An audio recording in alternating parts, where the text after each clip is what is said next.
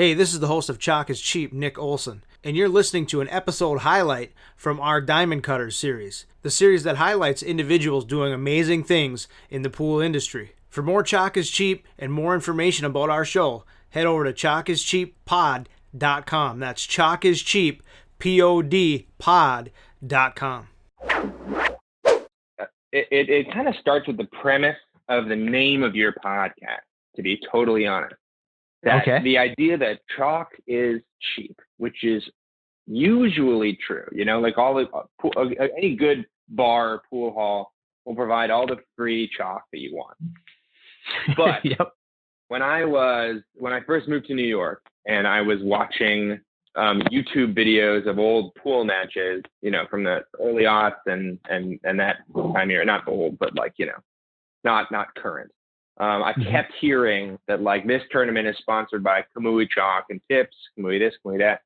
And I, for some reason, that name kind of stuck in my craw, I don't know exactly why it resonated with me, but they kept on saying it's just because it's announcers announcing sponsors, right? So they're obviously going to be the best chalk. Oh, wow, the world's greatest. Right.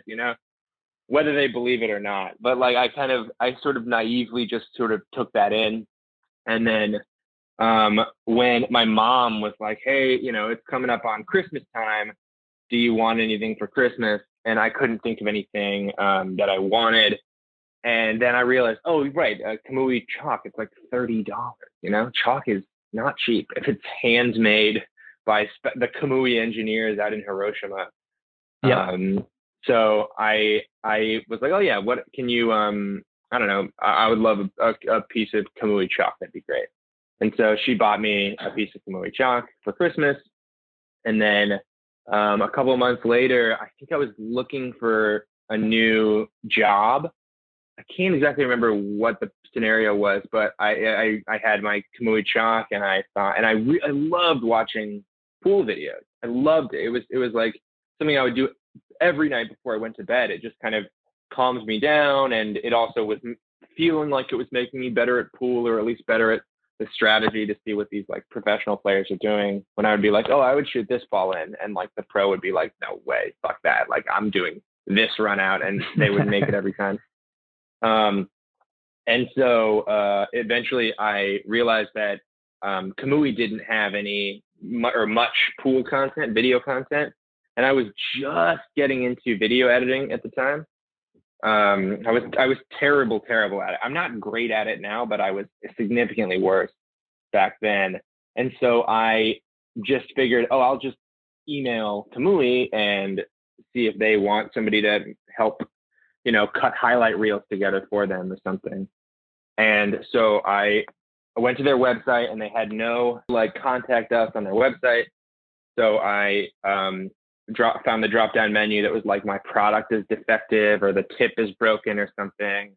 And then that was the way that you could get a message to them. And so I sent to them a message that was hey, my tip is not broken. Sorry to lie to you, but now I have your attention. I would love to make videos for you. I'm a video maker, which was sort of not that true. I hadn't made much of anything at that point, but I knew that if they said yes, I could do it, then I could sort of teach myself. And then It ended up going to Mr. John Bertone out in California, and I spoke to him, and he's like, yeah, that sounds cool. Let me put you in touch with Kamui Japan. And then I think a couple months later, I got a message from Kamui Japan that was what are you talking about? Who are you? What are you up to? I was like, oh no, I'm a normal dude. I'm not trying to scam anybody. I make videos, which at this point was a little more true. And I would love to make videos for you. And they emailed me back and they're like, we obviously don't work with anybody we've never met. And then I emailed them and I was like, okay, well, when's the next time you're going to be in America? Maybe I could come try to find you. And they sent me an email that was like, no, we're flying you to Japan. Here's a ticket in the next couple of weeks. Oh, wow. And I was like, oh boy, this just went straight to 100 real quick. Yeah. So I flew out there and I interviewed with them, and they are the best I cannot say enough good things about the Kamui Japan offices. Everybody is like kind, and they treated me like I was already their friend, which they totally didn't have to. I even had this experience where the boss of the company, this guy Masato, who is to this day one of the most like sage and intelligent people. Anything he says, I always like listen to it triple hard. And he just turned to me, and I was like, "Oh yeah, we can make like an ad for this thing, maybe a video ad for this." And he turned to me and said, "No, we don't do ads. Like all we care about is making people better at pool." And Oh, wow. if an American businessman, I don't know, I feel like if I heard that from 99% of people, I would be like, "Fuck you, dude. Like, what are, okay. Like, you don't have to lie to me. Like, I get it." But the way he said it, I was like, yeah, he means it. Like, this is not a company that is trying to tackle the market share and squeeze somebody out by like making a cheaper product and then selling it for more, it just like felt like a really good place to be. And so I got the job, or I started working with them, and started making highlight reel videos. And then about a year into that, I sort of pitched this concept that, I'm not that good, so maybe it would be interesting to see how good pool players are.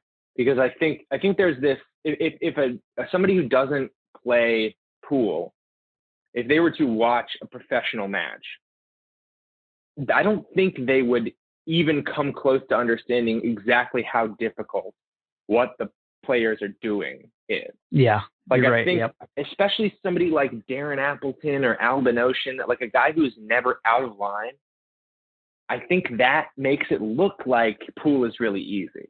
And so I think that what I was after was to show how nothing that these guys are doing is on accident. No, like the cue ball position after a shot is calculated to within an inch. Like these are surgeons and not bar players, And so I kind of wanted to elucidate that, and so that's when I started doing these videos.